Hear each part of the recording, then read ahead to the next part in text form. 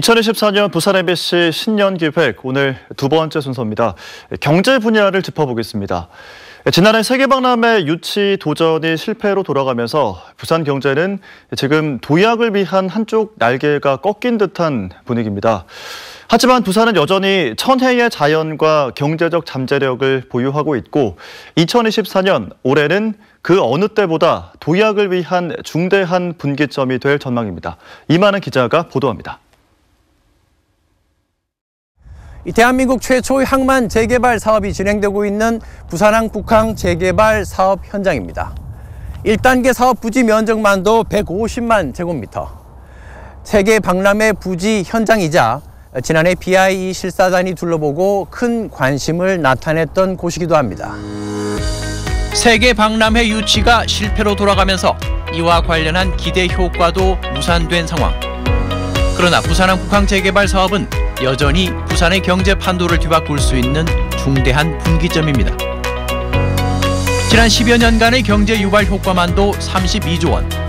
재개발이 완료되고 나면 이후의 경제적 가치는 그보다 몇 배 이상이 될 것으로 추산됩니다.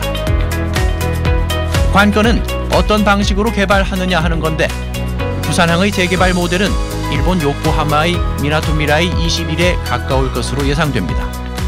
역을 통해서 미나토 미라이 지역으로 접근성이 용이하고 그다음에 랜드마크 타워가 있고 이런 식으로 돼 있다 보니까 저희들이 북항 1단계를 사업을 진행하면서 랜드마크 타워라든지 그다음에 부산역에서 접근하는 보행데크라든지 이런 부분들은 이제 일본 미나토 미라이와 좀 비슷하지 않을까. 북항 재개발 사업의 성공을 위한 선결 조건은 신공항의 조속한 완공입니다.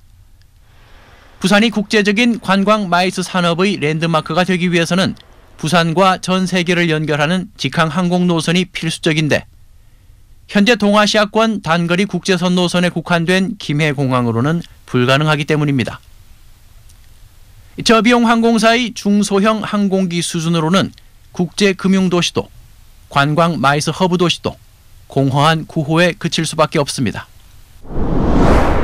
부산의 제조업도 새로운 성장 동력을 필요로 합니다. 인력난과 원자재 수급난이라는 이중고 속에서 지역 경제의 근간이 되는 제조업이 살아남기 위해선 사업 다각화를 통한 자구 노력과 함께 중앙정부의 정책적 지원이 절실합니다. 가장 우선적으로 지역에 내려주는 정부의 연구개발비 비중을 확대해야 합니다.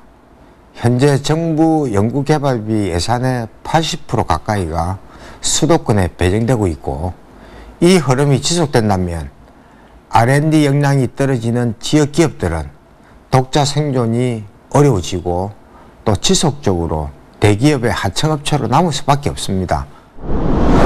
한국산업은행의 부산 이전은 이 같은 부산 지역 대형 사업들의 원만한 추진을 위한 원동력이 될 것으로 보입니다. 임시국회를 열어 원포인트 심사를 하더라도 21대 국회 임기 내에 반드시 산업은행법 개정안을 통과시켜야 한다는 게 지역 민심입니다. 산업은행이 성공적으로 이전한다면 부산이 추진 중인 글로벌 허브 도시의 미래도 가시화될 것으로 전망됩니다.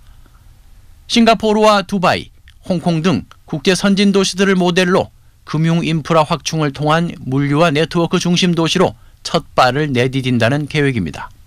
2024년은 글로벌 허브 도시 특별법이라는 날개를 달고 힘차게 비상하는 해가 될 것입니다. 가덕도 신공항 조기 개항, 부산형 급행철도 BUTX, 북항 재개발, 산업은행 이전 등 부산 미래를 위한 사업이 쉼없이 추진되고 2024년을 맞이한 부산은 지금 그 어느 때보다도 성장을 위한 새로운 동력원을 필요로 하고 있습니다. 세계를 향해 열린 하늘길과 개항 150년을 바라보는 항만.